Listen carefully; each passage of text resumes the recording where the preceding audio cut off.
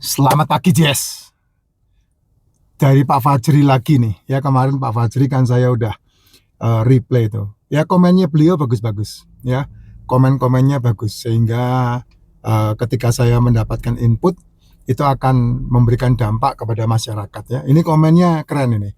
Ini kalau saya tidak salah di akun saya yang kena bane itu sama mentok itu akun ke-5 atau ke akun ke-6 saya pernah bahas itu yang berhubungan dengan HIV. HIV, HIV, HIV itu yang saya pernah bahas itu. Nah ini Pak Fajri tanya, makasih Pak Jess ilmunya. Ya, saya bukan orang yang berilmu Pak, karena saya lebih dulu belajar aja, makanya saya berbagi. Ya, karena saya lebih dulu belajar dan kebetulan pembelajaran saya itu makna dengan syarat dengan pengalaman, dan di samping itu saya juga mengalami sendiri, makanya sekarang saya udah nih benar-benar menikmati pemulihan hidup yang sangat luar biasa. Kalau bicara sama saya 5-6 tahun yang kemarin ya, 5-6 tahun dari hari ini, wah nggak ada harapan lah saya bisa sampai hari ini ya. Bahkan orang-orang terdekat saya pun meninggalkan saya. Ya, dibilang sudah kena COVID, terus kemudian jantungnya bocor, terus kemudian pasang ring jantung, wah banyak banget masalahnya. Ya, kemudian ginjalnya bermasalah, kakinya mulai menghitam, dan kemudian sudah mulai berborok, wah macam-macam itu. Ya, obat bukan cuma satu atau dua, tapi banyak yang saya minum, lebih dari 20 butir obat yang saya minum. Dan per 2022 kemarin saya udah berhentikan obat itu. Ya pada prinsipnya semua penyakit yang berhubungan dengan metabolik itu ketika orang itu memperbaiki fungsi metaboliknya, sembuh dia. Kembali normal lagi. Apa itu penyakit-penyakit metabolik? Ya penyakit-penyakit yang disebabkan karena sel gagal meregenerasi. Kenapa sel gagal meregenerasi? Karena asupan yang dibutuhkan sel tidak diasup sama kita. Apa itu kebutuhan sel? Mineral, vitamin, ini disebut mikronutrisi, asam amino, asam lemak, karbohidrat, ini disebut makronutrisi. 5 inilah kebutuhan sel kita. Di samping air ya, kalau air jangan diomong. Karena air itu 80% tubuh kita itu air. Jadi betul-betul kita membutuhkan banyak air untuk diri kita sendiri. Mikronutrisi, mineral dan vitamin, nah saya menyarankannya minum racikan makcin. Atau ditambah dengan, dan harus ditambah dengan suplemen.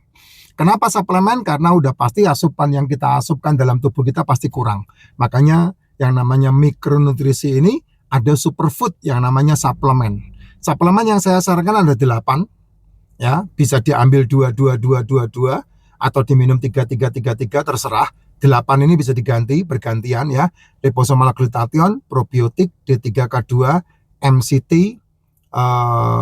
terus kemudian propolis, royal jelly, magnesium, kalsium.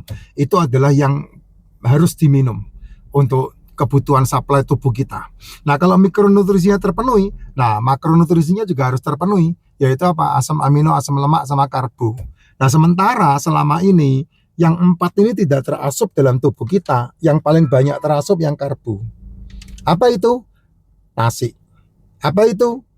Tepung. Apa itu? Mie. Apa itu? Jajanan. Apa itu? Cemilan. Apa itu? Gula, minuman berenergi. Padahal yang namanya karbo itu adalah gula. Sedangkan kamu makan terbanyak karbo tidak bisa dipecah menjadi asam amino dan asam lemak.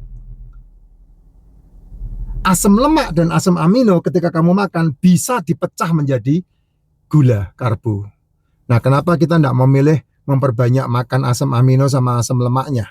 Yaitu telur, ikan, daging, seafoodnya. Kenapa kita justru malah seneng nyemil, seneng makan yang seringkali disebut sebagai ganjil perut dulu gitu. Nah, itu yang membuat masalah. Tetapi berbeda dengan yang namanya HIV ini Pak. HIV ini adalah virus yang disebabkan karena kelakuan. Ya, kelakuan. Dan itu pasti menular. Menularnya melalui apa? Kelakuan itu tadi. Tidak ada hubungan dengan metabolik di awal. Karena tidak dibuat karena kurang asupan makanan, tidak. Tapi dibuat terjadi karena kelakuan. Ya kelakuan si hidung mancung, kelakuan si hidung pesek, itu aja. Kelakuan si buaya kali, kelakuan si buaya laut, kelakuan si buaya darat, yang suka berganti-ganti pasangan, yang ngawur melakukan hubungan pasangan karena hidup berdasarkan nafsu dan birahinya. Sehingga dia mengalami yang namanya HIV. HIV bisa sembuh enggak? Bisa, tapi ya seperti yang Bapak bilang, HIV itu bisa sembuh ketika virus HIV-nya itu dikarantina. Dan cara mengkarantinanya cuma satu, ya dengan obat. Makanya orang yang kena HIV, dia harus minum obat seumur hidup. Saya pernah menangani seorang yang kena HIV, ya, saya tangani sendiri itu. Selama tidak bermasalah dengan hubungan seks, ya enggak akan nular itu. Tapi kalau kena hubungan seks, ya pasti nular. Ke anak-anaknya malah sampai. Apakah dia bisa hidup normal? Bisa. Seorang laki-laki dengan tinggi kurang lebih 176, berat badannya enggak lebih dari 60 kilo. Kurang malah. Enggak. Berat badannya sekitar 23 kilo. Kamu bisa mikir, itu cuman kerangka doang. Nah, saya bawa ke rumah sakit di Bandung tuh, ada rumah sakit HIV, namanya rumah sakit Bungsu. Di rumah sakit Bungsu ya namanya kelakuannya si Bajindul ya ada-ada aja ya. Wah, itu harus keras itu, tangan besi itu. Nggak ada pakai belas kasihan kalau ngurusin yang beginian. Nah, ditangani sama dokter ahli dan kemudian dikasih obat, dan obat itu tidak boleh diminum sembarangan. Karena apa? Karena dia harus memutuskan ketika dia pertama kali minum jam 7, ya selama hidupnya dia akan minum jam 7 itu. Kalau jam siang dia minum jam 1, ya selama hidupnya dia harus minum jam 1 itu. Demikian juga dengan malam harinya. Jadi kemana-mana dia harus ngimbol obat. Kayak model orang kena jantung itu. Kayak model orang kena diabetes. Ya, tapi bedanya diabetes jantung itu kan metabolik. Tapi HIV itu adalah kelakuan. Nah, itu yang membuat berbeda di situ. Jadi mau sehat, ya harus dia minum obat seumur hidupnya. Karena hanya dengan obat itulah dia mengkarantina virusnya HIV itu. Karena virus HIV itu tidak bisa dimatikan kayak kanker. Tapi kanker itu metabolik. Itu bedanya.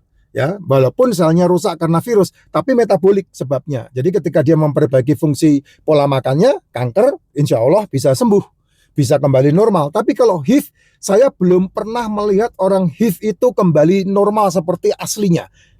Kenapa ya? Karena itu sakit penyakit dari kelakuan.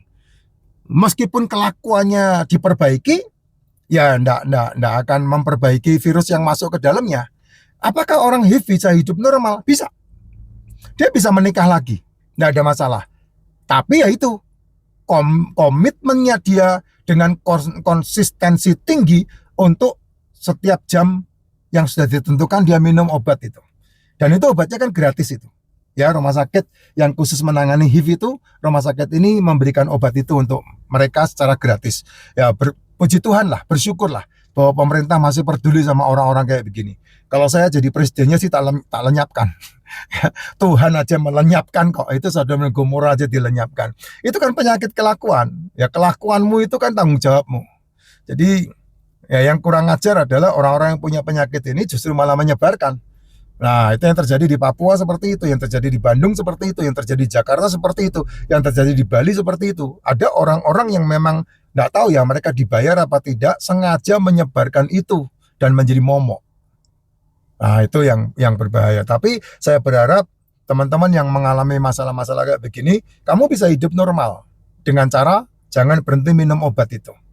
Obat itulah yang akan mengkarantina virus HIV-nya itu sehingga kamu bisa hidup normal. Kalau kamu sudah virusnya terkarantina, kamu bisa menikah kok. Kamu punya anak, istrimu tidak akan ketularan, anakmu tidak akan kena HIV.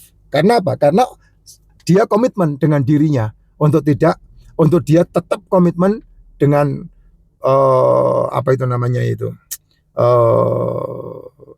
intensitas yang tinggi untuk dia mau sehat. Berat badannya bisa naik nggak? Naik. Orang itu saya tanggung jawabkan dalam diri saya dari berat badan 23 sampai akhirnya 73 dan sehat, ikut kerja. Jadi normal kembali. Ya. Walaupun akhirnya